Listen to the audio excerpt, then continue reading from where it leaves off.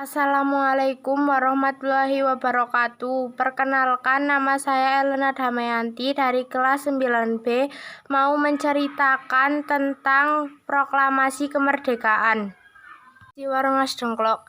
Peristiwa Rengas Dengklok adalah peristiwa penculikan yang dilakukan oleh sejumlah pemuda antara lain Soekarni, Wikana, Aidit, dan Khairul Saleh dari perkumpulan Menteng 31 terhadap Soekarno dan Hatta.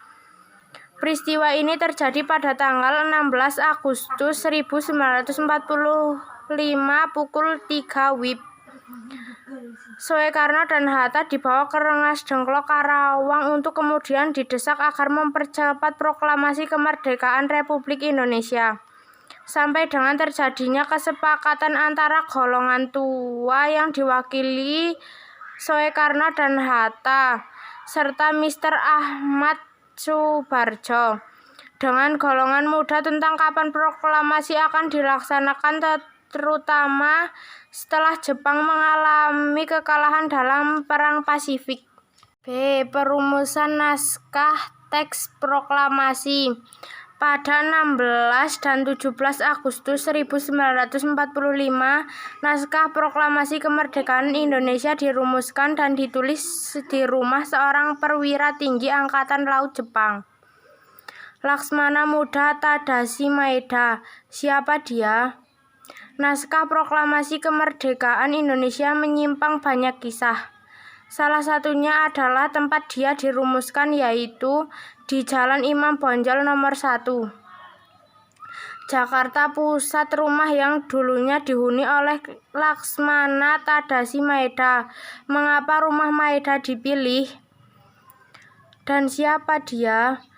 Pada 16 Agustus 1945, Soekarno dan Hatta diculik oleh Soekarni, Kartodiwirjo, dan beberapa pemuda ke Rengas Dengklok, Jawa Barat.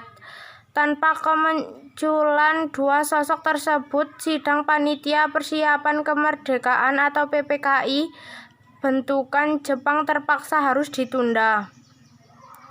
Ahmad Subarjo yang kala itu bekerja di kantor Penasehat Angkatan Darat Jepang kemudian mendapat informasi bahwa Soekarno-Hatta diculik ke Rengas Dengklok.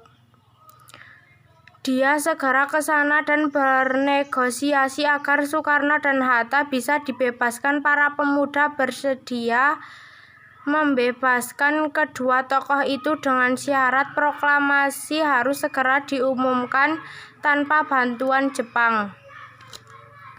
C. Proklamasi kemerdekaan.